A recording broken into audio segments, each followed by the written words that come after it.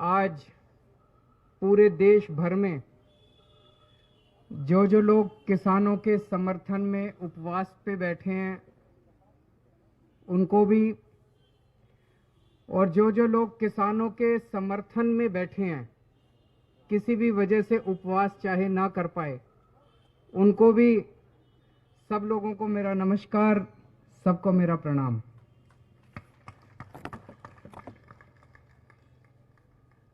दोस्तों, आज देश संकट में है क्योंकि किसान संकट में है। किसी भी देश को किसान और जवान किसी भी देश की नींव होते हैं, उस देश की फाउंडेशन होते हैं।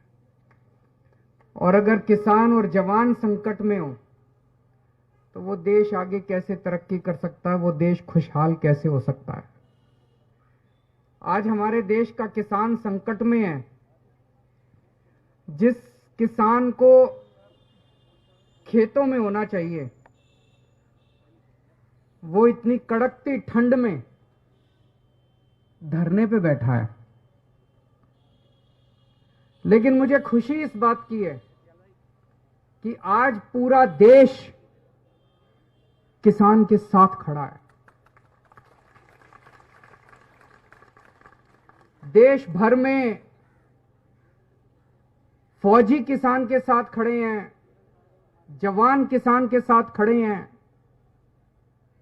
खिलाड़ी किसानों के साथ खड़े हैं, बड़ी बड़ी बॉलीवुड की हस्तियां किसानों के साथ खड़ी हैं, वकील किसानों के साथ खड़े हैं, डॉक्टर किसानों के साथ खड़े हैं।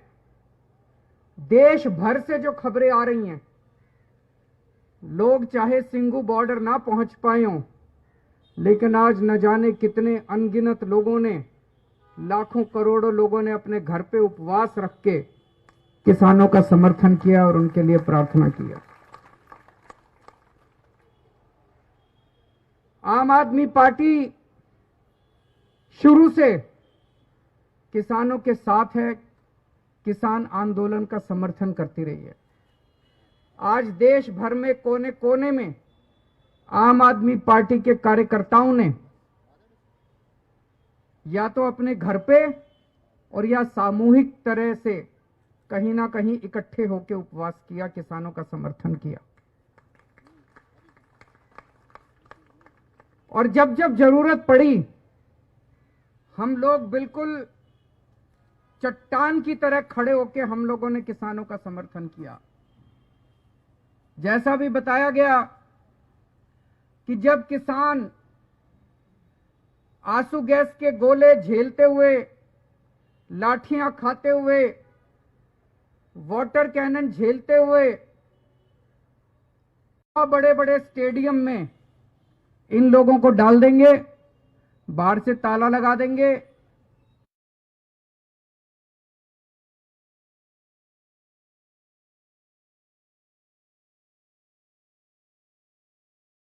हम किसानों के साथ चट्टान की तरह खड़े रहे और हमने इनकी फाइल रिजेक्ट कर दी।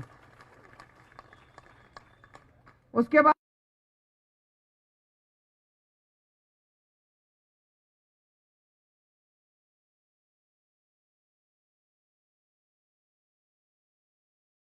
हमारे कई एमएलए को मैं जानता हूं, हमारे कई नेताओं को मैं जानता हूं।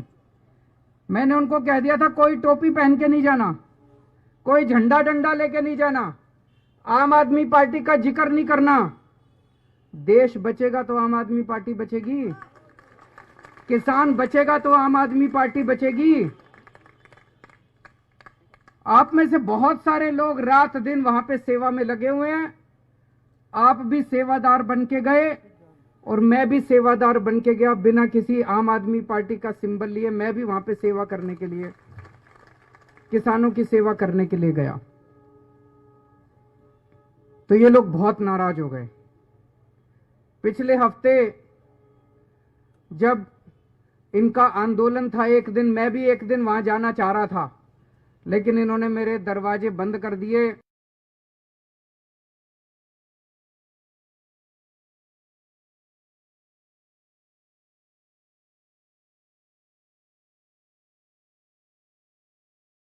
सक्सेसफुल हो। और आज उपवास के ऊपर सारी आम आदमी पार्टी बैठी है। यह आंदोलन बहुत पवित्र है। आप लोगों ने देखा होगा किस तरह से बिल्कुल अहिंसा पूर्वक, कोई किसी तरह की कहीं हिंसा नहीं है। इन्होंने लाठियां खाई, हाथ नहीं उठाया। चीन और पाकिस्तान के एजेंट हैं ये जो किसान बैठे हैं ना, इन्हीं लोगों के भाई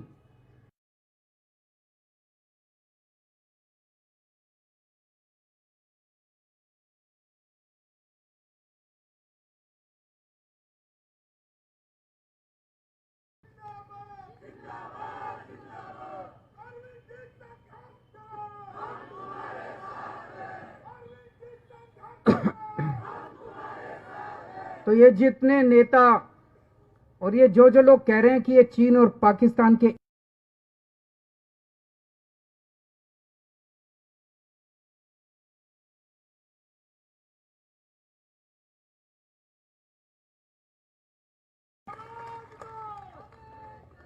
और आप ये सोच के देखो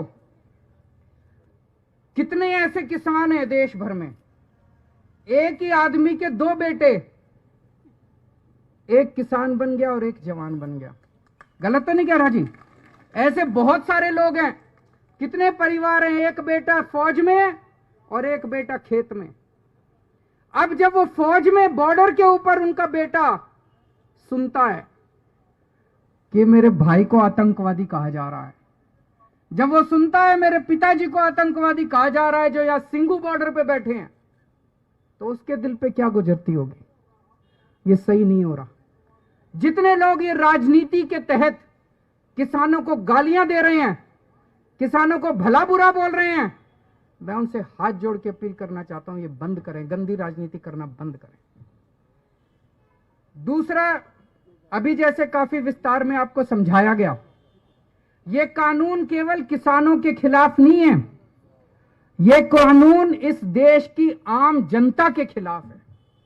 इस कानून के आने से बेइंतहा महंगाई बढ़ेगी।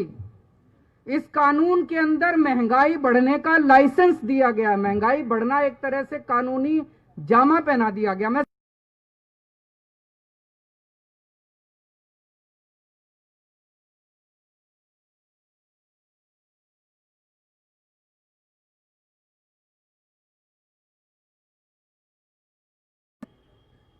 प्याज की जमाखोरी कर रखी है, करते हैं कि नहीं करते? महंगाई क्यों होती है? महंगाई इसलिए होती है, कुछ लोग सारा प्याज खरीद के जमा कर लेते हैं अपने स्टोर में, मार्केट में प्याज नहीं आता, मार्केट में प्याज की तंगी हो जाती है, इसलिए प्याज महंगा हो जाता है। दाल क्यों महंगी होती है? कुछ चंद पैसे वाले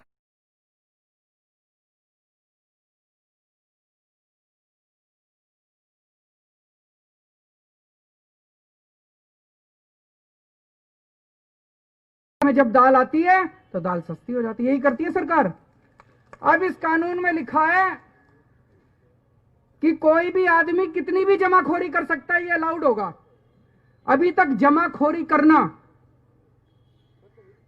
कानून में भी अपराध माना जाता था और शास्त्रों में भी पाप माना जाता था।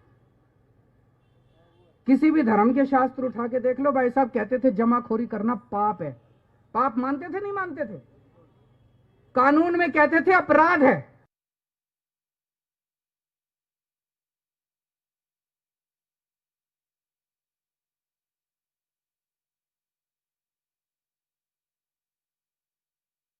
तो जिन जिन लोगों के पास पैसे हैं वो तो 2-2 3-3 साल तक सामान स्टोर करके रख लेंगे। कितनी महंगाई हो जाएगी, कितनी महंगाई हो जाएगी। तो इस कानून में लिखा है कि अगर एक साल में महंगाई डबल हो जाएगी तभी रेड मार सकती है सरकार, नहीं तो रेड नहीं मार सकती। मतलब किसी, मेरे को पता भी है, मैं मुख्यमंत्री हूं, मेरे को पता है दाल के दाम बढ़ रहे हैं और इस आदमी ने स्टोर कर रखा है, अब मेरे हाथ काट दिए, मैं रेड नहीं मार सकता, उसकी दाल बाहर नहीं निकाल सकता। उसमें लिखा है कि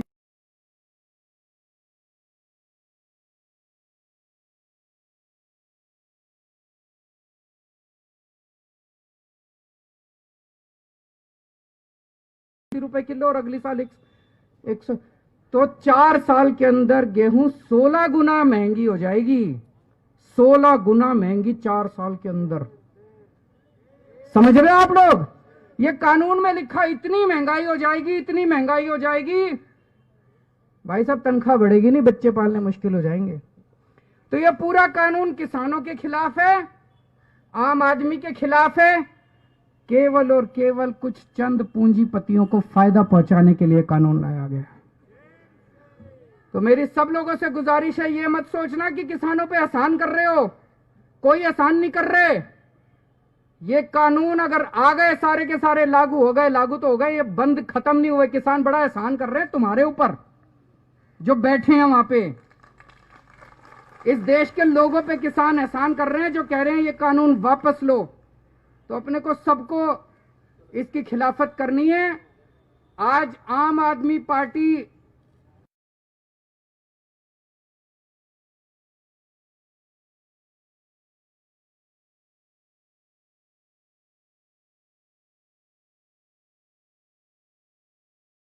एमएसपी गारंटी देने वाला कानून इस देश के अंदर लाया जाए। आज पूरा दिन मैंने भी, आम आदमी पार्टी के कार्यकर्ताओं ने देश भर में उपवास रख के इन किसानों की मांगों के समर्थन में प्रार्थना की है।